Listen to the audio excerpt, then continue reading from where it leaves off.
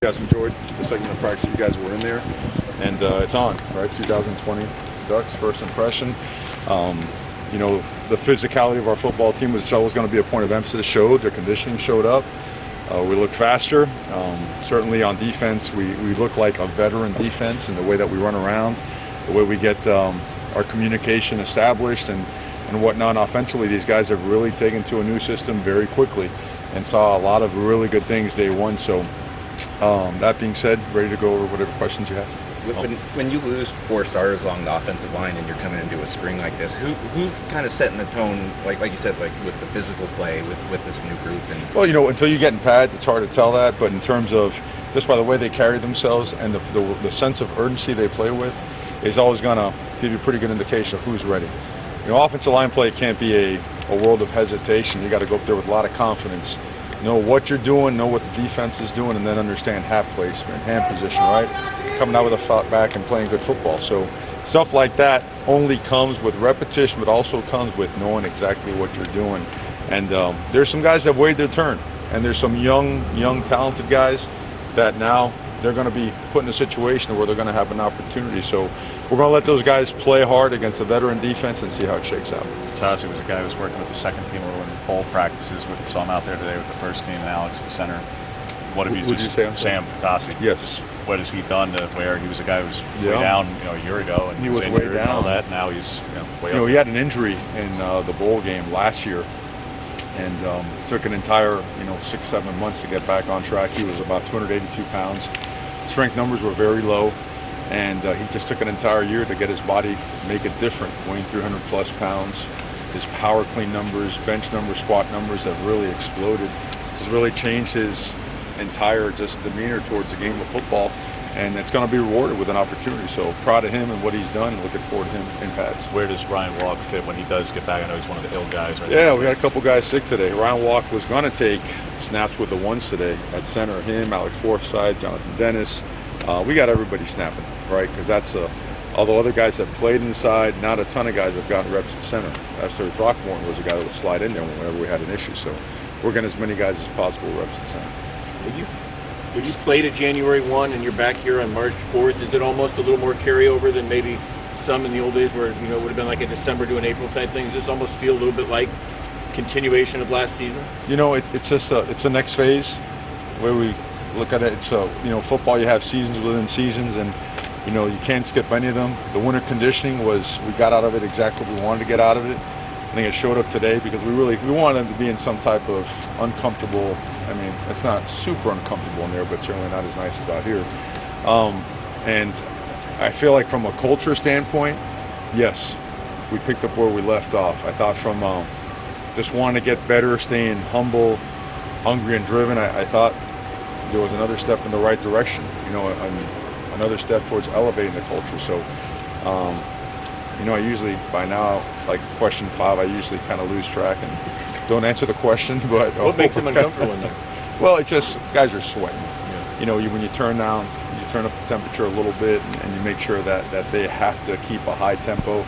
Now they're sweating. Now they're being pushed and being, when you run extended play drives, it tests them. It tests their conditioning and the work that they did with Coach Feld and the rest of the conditioning staff in the summer, while, at least on offense, learning a new system, and on special teams, pouring a ton of emphasis on our coverage teams, which is an area that we must improve upon to be a better football team. Is that why you were inside? It was nice outside too. Were you inside because you wanted to kind of turn it up on them? Yeah, we want to turn it up right away. Okay. These guys, we have 5 practices before we have spring break, and we're not trying to make it miserable by any extent, but we do want to, football means a lot here. And spring football means everything to us. It is a betterment period. So we don't waste an opportunity. We steal reps wherever we can, and that's another repetition or another session in a climate that's going to be more like what we're going to see in the fall. You've got a pretty wide open competition on the edges on defense behind KT and Mace. Andrew moves to the outside, loses some weight, but guys who redshirted last year, Trevin and Isaac, both gain now a lot more body type wise, seem to be what you're looking for. What do those guys bring as that competition for backup roles? Yeah, length, power, size, athletic ability, a lot of range, right? In the QB run game today, nowadays, width, length, wingspan, all those things are really important. Guys that can bend, redirect, play the dive, also play the quarterback.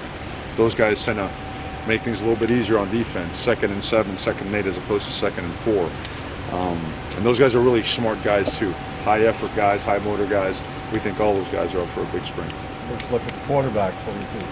I see guys that have been working, and it's their time. I know that Coach Moorhead seemed really pleased with the guys day one. They can sling it. They're smart. They have a good command. Even though we're new in this system, they have a great presence about them. The way that they just handle themselves and carry themselves amongst their teammates and at the line of scrimmage. Really impressed with day one. Expect these guys to get better exponentially as spring goes on. Hale 100%. He is 100%. He is 100% and practice 100%. You moved Thomas around a little bit defensively on the scram. What's kind of behind that, and what's the plan with him? We are expecting, we're going to move some guys around and try some different combinations. We have some really good players back there, and some good young players and some good players coming in. And we want to maximize the ability to play all the multiple personnel groupings that we face throughout the course of the season. You have, in our conference, you have air raid teams, you have 21 personnel teams, you have some new coaches that are going to bring in some new systems. So we want to be prepared to beat multiple and at the same time find more playing time and roles for guys. How receptive has he been to us? Oh, he loves it. I mean, that guy's a football player, he's a team player, he's a football junkie is what he is. And I think when you have a senior that not only knows his assignments but understands what everybody around him is doing, now you have some flexibility. Now those guys become better football players. They become coaches on the field. Is that what could make him a fit theoretically at nickel or for safety? Oh, he could play anything, but he's our corner. He's our corner. The other stuff is stuff that we are looking at and experimenting with to see how it fits our other packages. Going back to last year, Mario, CJ was limited also on purpose because perhaps there's nothing to correlate spring to durability. He's still facing durability. He dropped 5 pounds, actually under the kicker. You want to run those guys? No, I'm just suggesting, all right, durability was. I want to make sure. I want to make sure you were happy. He took the. If you want to run the punters and kickers, we'll look at that on Saturday. He took the approach last year that didn't necessarily lead to improved durability. He lost 5 pounds. How do you try to approach him this spring to help with the durability? I think when a guy that runs as hard as he does, that kind of stuff is a little bit unpredictable. A guy like him that has the right kind of mileage, he plays a lot of downs. We're going to limit those guys in spring football, but we're also going to make sure that they don't get rusty. You don't want a guy just to take a complete step backwards because he was too far away from the game. So he is getting his reps. There are areas that I know he wants to improve upon.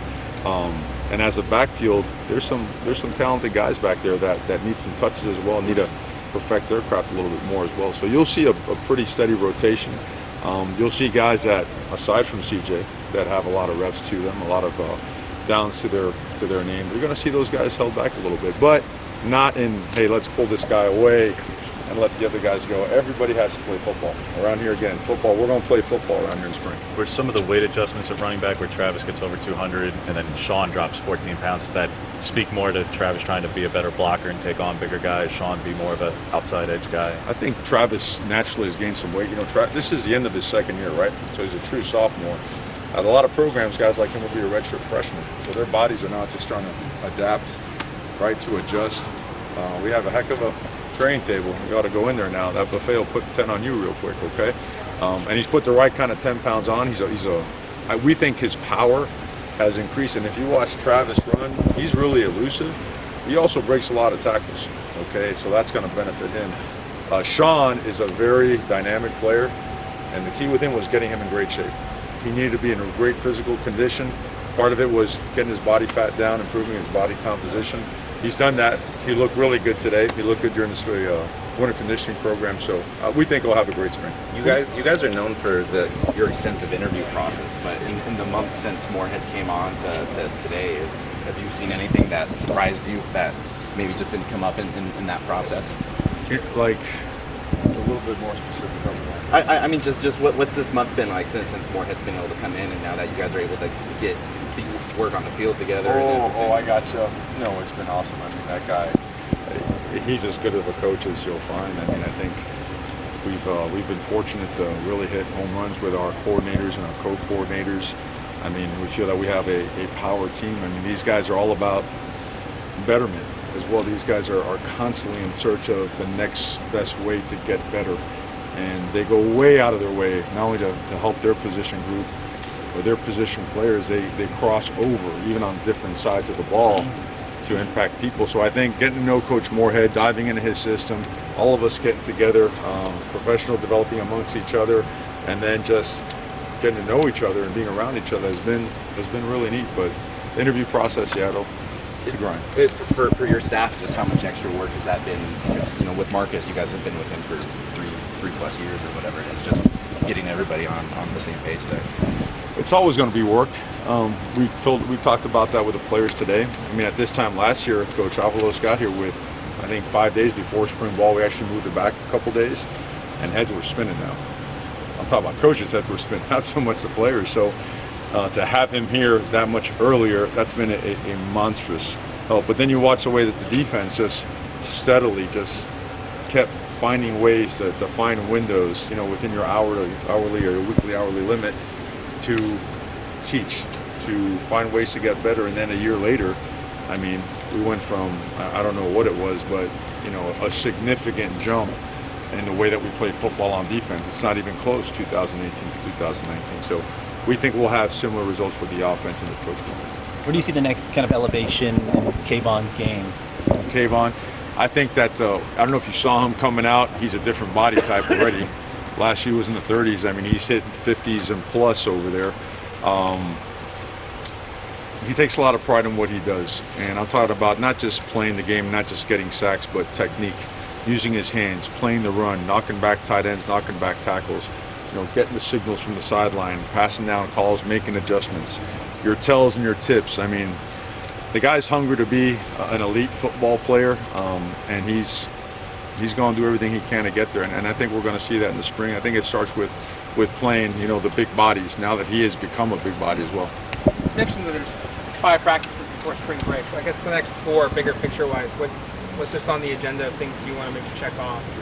Well, it's always going to start with the culture and making sure that this team has learned, and we do it through the winter conditioning program, on how to handle success, right? It's been a little while since, the Rose Bowl, and all of a sudden you get it, and all you hear and all you see are T-shirts and hats and some great highlights is saying hungry and humble and driven, and making sure that technique and fundamentals, relentless effort, execution are at the forefront of everything we do. All about Oregon right now, not any opponent, whatnot, but understanding that everything we do now will have a direct reflection on how we show up against North Dakota State on opening day and the rest of the season. So those things are critical. Now, fundamentally, the way we cover on special teams has got to get better, right? The way we throw and catch, particularly third down, has got to improve. We want to improve our protection, not just the O-line, but the tight ends, the running backs, right? As we learn a new system and establish our identity. The defense having so many veterans, them is now chasing a new standard that they have set. And it was impressive to watch. I feel good talking about them that way because I think they can handle it. I think you're going to be really pleased when you come out and watch these guys play. You really are. These guys have we all feel that we're just getting started, and that our best football is in the coming years ahead of us, and it starts with the 2020 season. Your tight ends are starting to fit a pretty similar mold body-wise. When you look at guys like Patrick a year ago who put on a lot of weight since being a high school signee, and then Campmore has dropped over 30 in a year. These guys were competing for time, and just the body transformation over the last year for guys who are now competing for these starting spots. Yeah, and I got to mention, guys, it was awesome having Cam McCormick out there. I don't know if you guys got to see him come down. That was beautiful to watch. He looks great, running great. I mean, to see him healthy, because we know what kind of a player he is now. We missed that guy last year. Missed him a bunch, and certainly missed Jake Breland when he was gone. But to your point is, the tight end in our system, they got to be able to do it all. They got to be able to own a C-gap. They got to be able to knock people off the ball. They got to be able to stretch the field, have enough athletic ability to run the intermediate stuff and the short stuff, and have great hands, make contested catches. So we have found optimum weights and body compositions for these guys, and they've attacked it. And they are moving well. They are smart. They are tough. They are a huge part of the offense. Couple more. Why would Andrew Fowler, why is that a good fit at outside linebacker? Well, I think we got to find a role for him. He's a really good football player. He's tough. He's physical. He's got great natural pass rush ability. Uses his hands well. Plays the C gap really well. Can also play the edge well. And feel that when he stands up, okay, he is he's pretty effective. So in just moving him around and kind of tinkering with his techniques in the winter conditioning program, there seemed like there was a lot of natural ability there. Plus, it gives him an opportunity to compete, maybe get a little more playing time. And we're proud of him. He's really worked hard. He's done a great job, and we want to find ways to get him on the field. How close is Noah to practicing this morning? Yeah, I think he'll be. I think we'll be really close by. To be safe, let's say when we come back from spring break. Can't wait to see that guy. Can't wait to see that guy. I don't know if his parents want to see a collision with 1 and 58, but we'll try to. It is what it is, right? He's an inside linebacker. He is an inside linebacker. Yes, sir. Yes, sir. Much more about quarterback ongoing debate. With Tyler expected, or whoever it is, to be expected to run a bit more of a Joe's system. A lot was made in the pre-draft process with Justin about weighing in at 226, now he's in the 230s, but still a little low for a guy that big. Tyler and Jay are similar size, and if Joe's going to look to run them more, do you want your quarterbacks who did not run before, to Justin, to add a few more pounds this offseason if they're going to be asked to run? Well, the guys that are going to carry the ball, it's going to be all dependent upon what helps us win football games. Whether the guy runs it 2 times or runs it 10 times will always be dictated by who we're playing against and what we see can be something to help us. Now, we're not going to run a guy into the ground. Justin didn't run that much last year, and one thing he did, for all 14 games, he was still upright and playing. And the previous year, we lost him. It was hard. So those guys are physically capable. They're not the 240 pounds, inside runner types, but they can do that as well. It's certainly a part of an offense, and we'll always explore when it's best to use that. But to commit to that game plan right now, we're going to have to put that on hold until further notice. Is that all right with you? You want the game plan right now? This guy's he's always looking for game plans. These SEC guys, man, always looking for game plans early. Bro, it's March, okay? August, September coming down the line. I'm just messing with you. You haven't watched any tape of North Dakota State. We've watched tape on everybody. Well, at this time of year, we already started that process. So 6 opponents have already fully been broken down, and so we can add these components to our offseason program. Last one. In week 8, you guys. I was ready for that. No, but for real, I really appreciate you guys being here.